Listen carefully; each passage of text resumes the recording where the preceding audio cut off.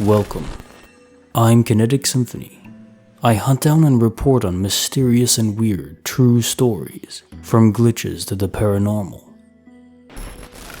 Case file number 314, written by Layla 101, a road trip to the past. I live in a small town surrounded by other small towns. Larger cities are 2+ hours away. My mother and I would always go to doctor appointments in a town over. We have small towns in close proximity, but this one is an hour and a half away, and there is no town in between, only desert and oil field sites. Usually, we would leave the house 2 hours before our appointment, and then we would grab Starbucks since all of our appointments would be early mornings. It's just a little tradition we have. Anyways, we had been going back and forth for weekly to bi-weekly appointments for about a year at this point. We had an appointment at 9 a.m., so that meant at 7 a.m. we needed to be in the car leaving the house. We got a late start and didn't end up leaving until around 8 a.m. We had to stop to get gas or something like that. We didn't end up going to Starbucks and just headed on the road. We were speeding, but not a crazy amount, because there are occasional state troopers and traffic cops. We always listen to music on our way up there. We turn the music up pretty loud and probably terribly sing our hearts out. This time was no different. However, it was strange because we hit a random dead zone with no service, and that had never happened before and hasn't happened since. With the silence from there being no music, we were talking about calling the office and telling them we would be late for our appointment, when all of a sudden the car just goes dark. All of the lights on the dashboard just simply aren't lit, and then it says low fuel, even though filling the car was part of what made us late in the first place. We didn't talk. We kinda just both looked at each other with confusion, and then didn't say much when the dash lights came back on. The music followed shortly after, and then the entrance to the town was right ahead of us. We had arrived in what felt like 30 minutes, and we didn't really remember much of the drive, like at all. I looked down at my phone to see the time was only 7 a.m. What? We hadn't even left until 8 a.m. We checked her phone too, 7 a.m. The time in the car was 7 a.m. I called my dad and it was in fact 7 a.m.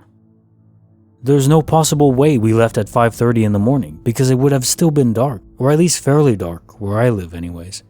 I would also like to note that our vehicle clock does not change time when we travel, even across multiple time zones. But regardless of that, there are no time zone changes between the towns we're traveling from. And even at that, we both had our phones and we were checking the time a lot at first, debating if we were going to make it. The gas now was also back to almost completely full, and we usually use more gas than what we had. The car was pretty much brand new, and there's never been an issue in the past, nor present, with it reading the capacity of gas in the tank.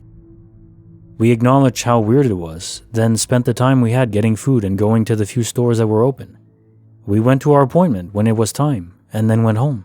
I brought up the story to her the last week to see if she remembers it still in the same way I do, and she does. I still can't come up with a logical explanation, no matter how much I think about it. Case notes. Okay, so real quick, aliens? Maybe. The thing with this is, it's not really time loss, it's time travel to the past. But I mentioned in a different case notes that if you manipulate space, you are manipulating time as well. So, if aliens can reach us, it's conceivable they can travel faster than light, and if they can, then they're able to travel in the past. That's the implication of it. In fact, that's thought to be the main reason why we will never be able to go faster than FTL. Even if we can create negative energy and create an Alcubierre drive, which is basically a warp drive from Star Trek, that would enable us to travel faster than causality. Because the speed of light isn't about light itself, it's about the speed of causality. If you can go faster than that, you're basically breaking the rules of the server, and you're messing everything up. Nothing makes sense without the speed of causality. Like even gravity, the waves of gravity travel at the speed of light. Nothing with information travels faster. If it's possible, then it's almost like cheat codes to life, and then you can travel in the past and mess everything up. Like you said, there's no way you got there that quick. And you had a witness, you had multiple states of checking time, so it wasn't some accident where you woke up early. Like you said, it would have been dark if you had, so there is simply no explanation outside of maybe not aliens, but something caused time to shift into the past without a paradox in this case. But you were also transported closer to the town because you couldn't have made it otherwise. So something transported you back in time and also forward in space. Bonus file. Written by RandyBug91. A full sense reminder of his father. Case file number 317. To add context to this, my dad passed away in a freak construction accident a few years before this happened. He was tall and slim and athletic. He always wore a certain kind of jeans, and most of his shirts were either sandy brown or gray Carhartt t-shirts. He always had a huge set of keys hanging from the loop of his belt on his left side. This set of keys easily had 40 keys on it and jingled with every step. Our house was a Lincoln log style cabin in the woods type house. You had to go up a set of stairs to get onto the porch, then walk a good 10 more feet to cross the porch and get to the front door. Looking at the house, the stairs are on the left and the door is on the far right. The house is also built on a bit of a slope. From the top of the stairs, it's maybe 8 feet to the ground, but where the door is, if you were to fall off the balcony, it's a good 12+ foot drop, not something you could easily jump down from and run off quickly. Now, to the incident. I was chilling in the house on whatever regular day it was. The big window to the porch, between the stairs and the door, about 8 feet wide, had the blinds closed, but the bottom was raised so I could see out of about 1.5 feet of the window, basically from someone's hip lower chest level. I was walking from the kitchen to the living room, towards the door facing the window, when I heard that jingle. The one of my dad's keys bouncing as he made his way up the steps of our house. Then I see a person walking across the porch to the door. Jeans, gray shirt, keys on his hip. I'm about 4 steps from the front door. I hustle to it and swing it open. There's nobody there. It was broad daylight. I know what I saw. I know what I heard. There's no way someone could have gotten off the porch in the literal 2 seconds it took for me to get to the door. I had come to as good of terms as I could have been at. I don't think I was hallucinating. I haven't had anything like it happen since.